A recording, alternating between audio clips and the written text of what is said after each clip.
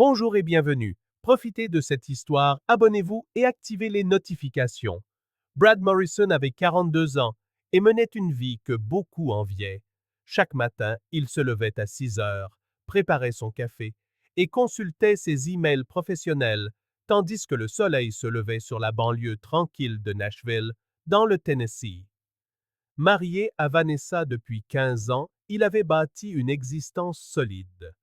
Une maison de 3 chambres avec un grand jardin, 2 voitures dans le garage, des vacances annuelles en Floride et un compte en banque qui assurait un confort sans extravagance. Brad était chef de projet dans une entreprise de construction de taille moyenne, le genre d'homme qui résolvait les problèmes, respectait les délais et rentrait à l'heure. Vanessa, professeure de pilates à la silhouette élancée, possédait une énergie qui impressionnait ses amis. Ils avaient 2 enfants, Sophie, 13 ans, et Dylan, 10 ans. Pour Brad, la vie fonctionnait.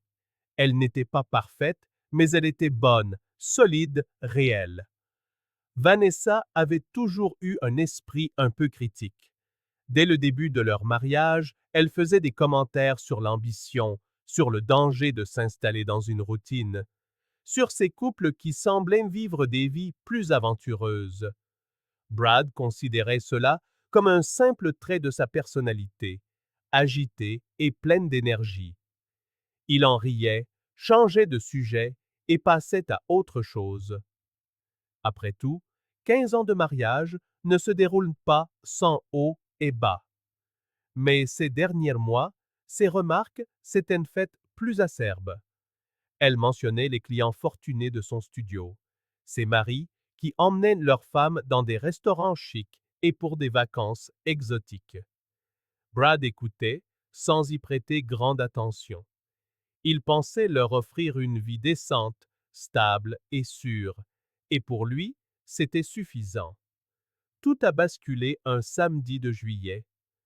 Brad organisait le barbecue annuel devenu une tradition avec amis, voisins et quelques collègues de Vanessa. Le jardin était plein, le soleil brillait, la bière était fraîche et l'ambiance était à la fête. Brad était au grill, retournant les steaks et bavardant avec Jim, un voisin qui racontait toujours les meilleures blagues. De l'autre côté du jardin, Vanessa, un verre de rosé à la main, riait aux éclats, entourée d'un groupe d'amis. Brad la regarda et sourit.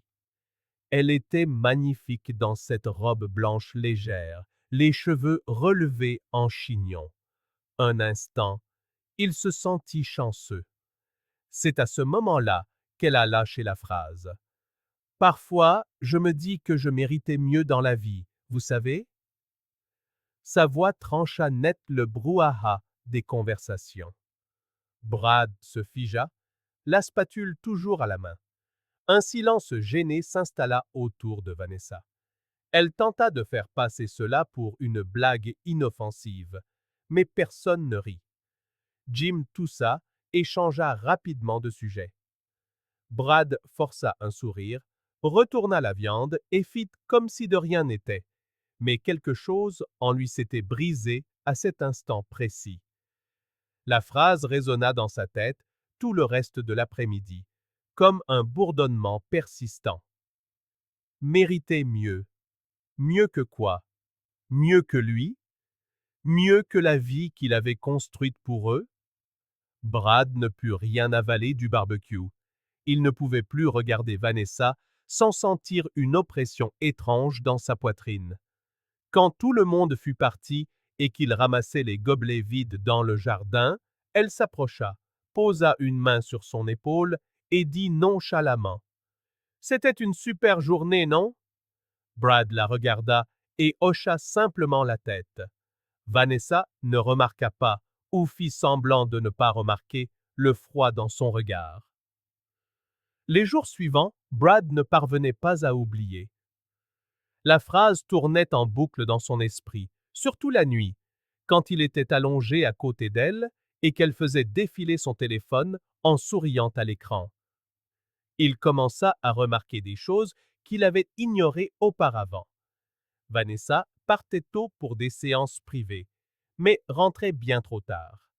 Son téléphone, qu'elle laissait autrefois traîner nonchalamment, était désormais toujours avec elle. Écran retourné. Elle recevait des messages et les supprimait aussitôt. Si Brad entrait dans la pièce pendant qu'elle était au téléphone, elle raccrochait précipitamment, prétendant que c'était juste une élève qui confirmait un horaire. Brad n'était pas d'un naturel méfiant. Il ne l'avait jamais été, mais maintenant, chaque petit détail ressemblait à un signal d'alarme clignotant. Le mercredi suivant, Brad se réveilla avec une certitude qui lui serrait le cœur. Il devait savoir. Il ne supportait plus de vivre dans le doute, dans cet état suspendu où tout semblait normal, mais où plus rien n'avait de sens. Au petit déjeuner, Vanessa annonça qu'elle avait une séance privée à 10 heures avec Kelly, une cliente de longue date. Elle embrassa Brad sur la joue, prit son sac et partit. Brad attendit 5 minutes, attrapa son téléphone et appela Kelly. Il l'avait rencontrée des mois plus tôt, lors d'une fête du studio, et avait encore son numéro. La conversation fut brève. « Salut Kelly, c'est Brad, le mari de Vanessa. Désolé de te déranger, mais elle a oublié du matériel ici dont tu auras besoin pour la séance d'aujourd'hui. Est-ce que je dois te l'apporter? » Une séance? Aujourd'hui? La voix de Kelly semblait confuse. Non, Brad, j'ai annulé mes séances avec Vanessa il y a environ 3 semaines. Je suis en voyage. Brad la remercia, raccrocha et sentit le sol se dérober sous ses pieds. Il n'hésita pas. Il alla à l'ordinateur, ouvrit le compte de localisation partagé qu'ils avaient configuré des années plus tôt pour la sécurité de la famille et vit le point bleu marquant la position de Vanessa. Il se trouvait dans un hôtel qu'il connaissait bien, à 20 minutes de là, près du centre-ville de Nashville. Brad attrapa ses clés de voiture et partit sans réfléchir. Le trajet jusqu'à l'hôtel lui parut à la fois interminable et bien trop court. Le cœur de Brad battait à tout rompre, ses paumes étaient moites sur le volant. Une partie de lui espérait se tromper, qu'il y aurait une explication logique. Mais l'autre partie, celle qui connaissait déjà la vérité, voulait simplement la voir de ses propres yeux. Il se gara devant l'hôtel, un bâtiment moderne à la façade de verre. Il entra dans le hall, s'approcha de la réception et, avec un calme qu'il ne se connaissait pas, dit à l'employé qu'il devait parler à sa femme. Une urgence familiale. Il donna le nom de Vanessa. Le jeune réceptionniste, soucieux d'aider, hésita un instant, mais Brad insista. « S'il vous plaît, c'est urgent. » Elle ne répond pas à son téléphone. Le jeune homme consulta le système et, peut-être par sympathie ou par naïveté, lui donna le numéro de la chambre. Brad le remercia et monta. Le couloir du 3e étage était silencieux, moquetté, éclairé par une lumière douce qui donnait à la scène un air surréaliste. Il s'arrêta devant la chambre 312. Il prit une profonde inspiration, leva la main et frappa 3 coups fermement. Il entendit des voix à l'intérieur, un rire étouffé, puis des pas pressés. La porte s'ouvrit. Vanessa se tenait là, vêtue d'un peignoir blanc d'hôtel, les cheveux lâchés, les yeux écarquillés en le voyant. Derrière elle, assis sur le lit encore défait, se trouvait Greg. Brad connaissait Greg. Tout le monde connaissait Greg. C'était le coach personnel que Vanessa mentionnait constamment, toujours avec une admiration exagérée. Greg est incroyable. Il a une technique révolutionnaire. Greg par-ci, Greg par-là. Autrefois, Brad en plaisantait. Maintenant, en voyant cet homme assis là, en débardeur et pantalon de survêtement, tout prenait un sens douloureux. Brad. La voix de Vanessa tremblait, à peine audible. Greg se leva du lit, visiblement mal à l'aise, cherchant quelque chose à dire. Brad ne cria pas. Il ne se jeta pas en avant. Il resta là, d'un calme qui l'effrayait lui-même. Le silence dans la pièce était épais, lourd comme du plomb. Alors, c'est ça que tu méritais de mieux? Dit Brad en regardant Vanessa droit dans les yeux. Sa voix était basse et contrôlée, mais chargée d'une douleur qui fendait l'air. Un type qui voit probablement 3 autres femmes en même temps? Greg fit un pas en avant, levant les mains en signe de défense. Mec, écoute, ce n'est pas ce que... La ferme. Brad le coupa sans quitter Vanessa des yeux. Tu n'as aucune importance ici. Aucune. Greg recula, se mordit la lèvre et se tut. Vanessa se mit à pleurer. Brad, je ne sais pas ce qui s'est passé. J'étais perdu. C'était une erreur, je te le jure. Une erreur? L'interrompit Brad, et cette fois, il y avait une pointe acérée dans sa voix. Tu étais perdu? Combien de fois, Vanessa? Combien de fois es-tu venue ici en me mentant à nos enfants? Elle sanglota plus fort, cachant son visage dans ses mains. Je ne voulais pas te faire de mal. Je ne sais pas. Je me sentais vide. Tu avais raison, ce jour-là. Au barbecue, dit Brad lentement, chaque mot pesant. Tu méritais mieux.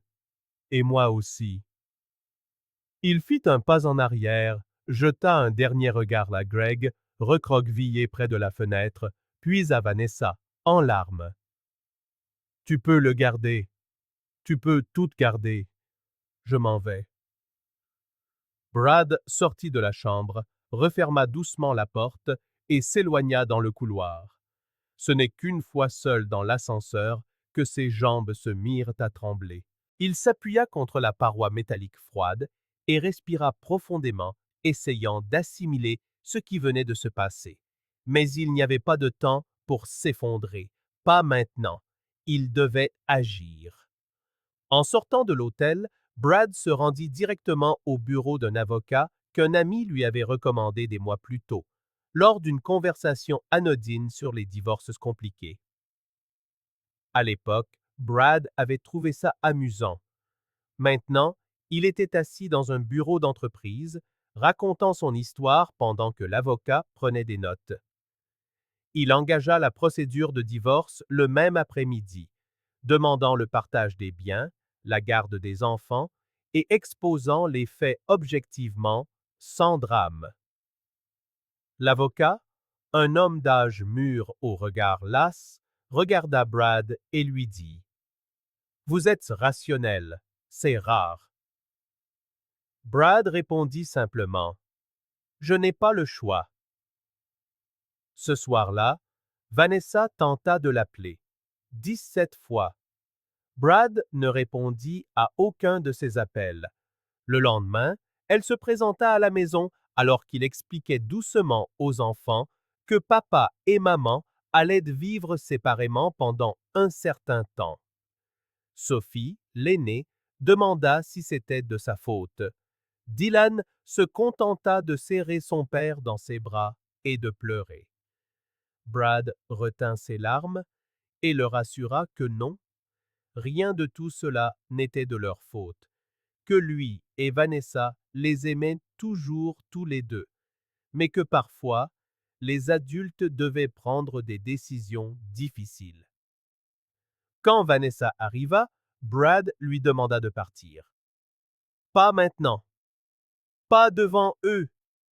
Elle partit, non sans lui lancer un regard de désespoir qu'il n'avait jamais vu. Brad ne fit pas de scandale public, mais il ne mentit pas non plus. Quand des amis lui demandaient ce qui s'était passé, il disait la vérité, simplement et directement. Elle avait une liaison. Je l'ai découvert. On divorce. Certains furent choqués, d'autres mal à l'aise, mais tous comprirent. La nouvelle se répandit rapidement comme toujours dans les banlieues où tout le monde se connaît. Vanessa sentit bientôt le poids de l'exposition. Certaines amies prirent leur distance. Des clientes de son studio annulèrent leurs séances, gênées par la situation. Les femmes mariées, en particulier, ne se sentaient plus à l'aise de s'entraîner avec quelqu'un qui avait si ouvertement trompé son mari. En 3 semaines, Vanessa perdit la moitié de sa clientèle. Elle tentait de garder contenance, mais la pression financière et émotionnelle était palpable. Greg, de son côté, subit aussi les conséquences. Il travaillait dans une salle de sport locale réputée, mais les rumeurs de sa liaison avec une cliente mariée parvinrent à la direction. D'autres clientes se plaignirent de son comportement, affirmant ne plus se sentir en sécurité. Soucieuse de sa réputation, la salle de sport licencia Greg 2 semaines après l'éclatement du scandale. Il essaya de s'excuser auprès de Vanessa, disant qu'il ne s'attendait pas à ce que les choses prennent une telle ampleur. Vanessa comprit, trop tard, que Greg n'avait jamais été intéressé par quoi que ce soit de sérieux. Il voulait du plaisir, de l'aventure, un boost pour son ego. Quand les choses se compliquèrent, il disparut. Brad, quant à lui, canalisa toute son énergie sur ses enfants et sur lui-même. Il se levait tôt, préparait le petit déjeuner pour Sophie et Dylan, les conduisait à l'école, allait travailler, rentrait, les aidait pour leurs devoirs, cuisinait le dîner. Le week-end, il les emmenait jouer au basket, faire du vélo, voir des films. Il réalisa qu'il était plus présent qu'il ne l'avait jamais été, même quand son mariage semblait aller bien. La douleur de la trahison était toujours là, lancinante, mais il refusait de la laisser le consumer. Il retourna à la salle de sport, se mit à courir le matin, lut des livres qui prenaient la poussière sur ses étagères depuis des années. Lentement, Brad sentit qu'il se reconnectait avec celui qu'il était avant de n'être que le mari de Vanessa. Le divorce fut rapide. Vanessa tenta de négocier la garde partagée, mais l'avocat de Brad présenta des preuves de son instabilité émotionnelle et financière. Lorsque Sophie et Dylan furent interrogés en privé par le tribunal, ils exprimèrent clairement leur souhait de rester avec leur père. Le juge accorda à Brad la garde principale, avec un droit de visite régulier pour Vanessa. Le partage des biens fut équitable, mais Vanessa se retrouva avec moins que ce qu'elle avait espéré. Elle dut vendre sa voiture et retourner vivre chez sa mère, dans un petit appartement de l'autre côté de la ville. Le studio de Pilates où elle travaillait réduisit ses heures et Vanessa commença à faire des missions en freelance juste pour joindre les deux bouts. 4 mois après la séparation, Brad obtint une promotion au travail. Son patron avait reconnu son dévouement et la manière dont il avait maintenu son professionnalisme malgré la crise personnelle. L'augmentation de salaire contribua à stabiliser encore davantage sa vie et celle des enfants. 6 mois après la découverte, Brad fut invité à la fête de fin d'année de son entreprise dans un hôtel du centre-ville. Il hésita, mais Sophie lui dit « Vas-y, papa, tu mérites de sortir un peu. » Alors, il y alla. C'est là qu'il rencontra Rachel. Elle était responsable de la communication dans une entreprise partenaire, avec des yeux bruns expressifs et un sourire qui semblait sincère. Ils commencèrent à parler de travail, puis de films, de livres, de voyages. La conversation était naturelle, sans effort. Rachel mentionna qu'elle était aussi divorcée et comprenait ce que c'était que de devoir tout recommencer. Pour la première fois depuis longtemps, Brad sentit qu'il y avait peut-être de la place pour quelque chose de nouveau. Il n'était pas prêt pour une relation sérieuse, et il le lui dit. Rachel sourit et répondit. Moi non plus, mais on peut prendre un café et voir où ça nous mène. Ils échangèrent leurs numéros. 2 jours plus tard, Brad l'invita à prendre un café, puis un autre, et encore un autre. Ce n'était pas encore de l'amour, mais c'était un début, léger, honnête, sans faux semblant. Vanessa, pendant ce temps, sombrait dans les regrets. Elle essayait de renouer avec les enfants, mais Sophie lui parlait à peine, toujours blessée par la trahison envers leur père. Dylan était plus gentil, mais une distance s'était installée. Vanessa réalisa qu'elle n'avait pas seulement perdu son mariage, mais aussi la confiance de ses enfants. Elle commença une thérapie et tenta de reconstruire sa vie, mais le poids de ses actes la suivait. Les quelques amis qui lui restaient gardaient une certaine réserve. Greg ne se manifesta plus jamais. La phrase qu'elle avait prononcée à ce barbecue, parfois, je me dis que je méritais mieux, la hantait chaque nuit. Elle avait eu quelque chose de mieux. Elle avait eu un mari fidèle, une famille stable, des enfants qui l'aimaient, et elle avait tout jeté pour une fantaisie vide de sens. 1 an après le barbecue, Brad était assis seul dans son jardin, buvant une bière au coucher du soleil. Sophie et Dylan faisaient leurs devoirs à l'intérieur. Rachel les avait rejoints pour le dîner la veille, et les enfants l'appréciaient. C'était encore tôt, Brad le savait, mais il sentait que les choses se mettaient en place. Il pensa brièvement à Vanessa, non pas avec colère, mais avec pitié. Pitié pour quelqu'un qui n'avait pas su apprécier ce qu'elle avait avant de tout perdre. Brad leva sa bouteille de bière dans un toast silencieux au destin qui avait pris les mots de Vanessa au sérieux. Il esquissa un petit sourire, mais un sourire sincère, et rentra à l'intérieur. Parce que le mieux, Brad l'avait enfin compris, ce n'était pas l'illusion ou l'aventure. C'était la paix, et il l'avait enfin trouvée.